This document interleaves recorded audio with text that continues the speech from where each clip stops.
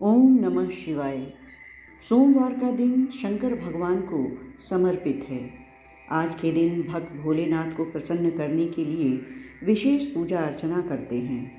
कुछ लोग आज के दिन व्रत भी रखते हैं ताकि शिव की विशेष कृपा उन्हें प्राप्त हो सके। बाबा भोलेनाथ के आशीर्वाद के लिए अगर आप भी सोमवार का व्रत कर रहे हैं तो शिव व्रत कथा को पढ़कर या सुनकर इस उपवास को पूरा करें। आइए बाबा भोलेनाथ की कथा सुने। एक समय की बात है, किसी नगर में एक साहूकार रहता था। उसके घर में धन की कोई कमी नहीं थी, लेकिन उसकी कोई संतान नहीं थी। इस कारण वह बहुत ही दुखी था। पुत्र प्राप्ति के लिए वह प्रत्येक सोमवार व्रत रखता था और पूरी श्रद्धा के साथ शिव मंदिर जाकर भगवान शिव और माँ पार्वती की पूजा किया करता था। उसकी भक्ति को देखकर एक दिन माँ पार्वती प्रसन्न हो गई और भगवान शिव से उस साहूकार की मनोकामना पूर्ण करने का आग्रह किया। पार्वती जी की इच्छा सुनकर भगवान शिव ने कहा कि हे पार्वती, इस संसार में हर प्राणी को उसके कर्मों का फल मिलता है और जिसके भाग्य में जो हो उसे भोगना ही पड़ता है। लेकिन पार्वती जी ने साहूकार की भक्ति का मान रखने के लिए उसकी मनोकामना पूर्ण करने की इच्छा जताई। माता पार्वती के आग्रह पर शिव जी ने साहूकार को पुत्र प्राप्ति का वरदान तो दिया, लेकिन साथ ही यह भी कहा कि उसके बालक की आयु केवल 12 वर्ष तक होगी। माता पार्वती और भगवान शिव की बातचीत को साहूकार सुन रहा था। उसे ना तो इस बात की खुशी थी और ना ही दुख। वह पहले की भांति शिव जी की पूजा करता रहा। कुछ समय के बाद साहूकार के घर एक पुत्र का जन्म हुआ। जब वह बालक 11 वर्ष का हुआ तो उसे पढ़ने के लिए काशी भेज दिया गया। साहूकार ने पुत्र के मामा को बुलाकर उसे बहुत सारा धन दिया और कहा कि तुम इस बालक को काशी विद्या प्राप्ति के लिए ले जाओ और मार्ग में यज्ञ कराना। जहाँ भी यज्ञ कराओ वहाँ ब्राह्मणों को भोजन कराते और दक्षिणा देते हुए जाना।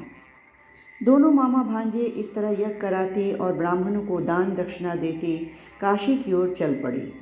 रात में एक नगर पड़ा जहाँ नगर के राजा की कन्या का विवाह था, लेकिन जिस राजकुमार से उसका विवाह होने वाला था वह एक आँख से काना था। राजकुमार के पिता ने अपने पुत्र के काना होने की बात को छुपाने के लिए एक चाल सोची। साहूकार के पुत्र को देखकर उसके मन में एक विचार आया। उसने सोचा, क्यों न इस लड़के को दूल्हा बनाकर राजकुमारी से विवाह करा दूं।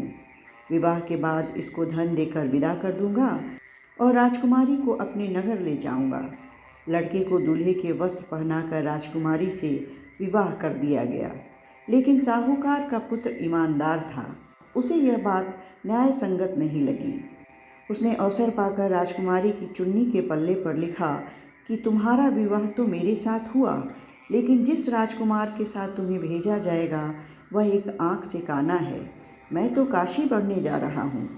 जब राजकुमारी ने चुन्नी पर लिखी बातें पढ़ी तो उसने अपने माता पिता को यह बात बताई। राजा ने अपनी पुत्री को विदा नहीं किया, जिससे बारात वापस चली गई। दूसरी ओर साहूकार का लड़का और उसका मामा काशी पहुँचे और वहाँ जाकर उन्होंने यज्ञ किया। जिस दिन लड़के की आयु 12 साल की हुई उसी दिन यज्ञ रखा गया। लड़के ने अपने मामा से कहा कि मेरी तबीयत कुछ ठीक नहीं लग रही। मामा ने कहा, तुम अंदर जाकर सो जाओ। शिवजी के वरदान अनुसार कुछ ही देर में उस बालक के प्राण निकल गए। मृत भांजे को देख उसके मामा ने विलाप करना शुरू किया। संयोगवश उसी समय शिवजी और माता पार्वती उधर से जा रहे थे। पार्वती जी ने भगवान से कहा, स्वामी, मुझे इसके रोने के स्वर सहन नहीं हो रहे। आप इस व्यक्ति के कष्ट को अवश्य दूर करें। जब शिवजी मृत बालक के समीप गए तो वह बोले कि यह उसी साहूकार का पुत्र है जिसे मैंने 12 वर्ष की आयु का वरदान दिया है। अब इसकी आयु पूरी हो चुकी है। लेकिन मातृभाव से विभोर माता पार्वती ने कहा, हे महादेव, आप इस बालक को और आयु देने की कृपा करें, अन्यथा इसके वियोग में इसके माता पिता भी तड़प तड़प कर मर जाएंगे। माता पार्वती के आग्रह पर भगवान शिव ने उस लड़के को जीवित होने का वरदान दिया। शिवजी की कृपा से वह लड़का जीवित हो गया। शिक्षा समाप्त करके लड़का मामा के साथ अपने नगर की ओर चल दिया।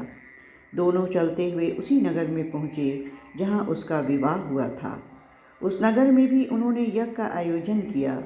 उस लड़के के ससुर ने उसे पहचान लिया और महल में ले जाकर उसकी खातिरदारी की और अपनी पुत्री को विदा किया।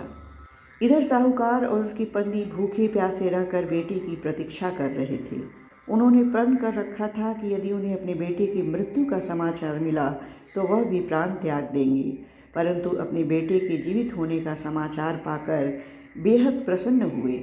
उसी रात भगवान शिव ने व्यापारी के स्वप्न में आकर कहा, हे श्रेष्ठी, मैंने तेरे सोमवार के व्रत करने और व्रत कथा सुनने से प्रसन्न होकर तेरे पुत्र को लंबी आयु प्रदान की है। इस प्रकार जो कोई सोमवार का व्रत करता है या कथा सुनता है और पढ़ता है, उसके सभी दुख दूर होते हैं और समस्त मनोकामनाएं पूरी होती है।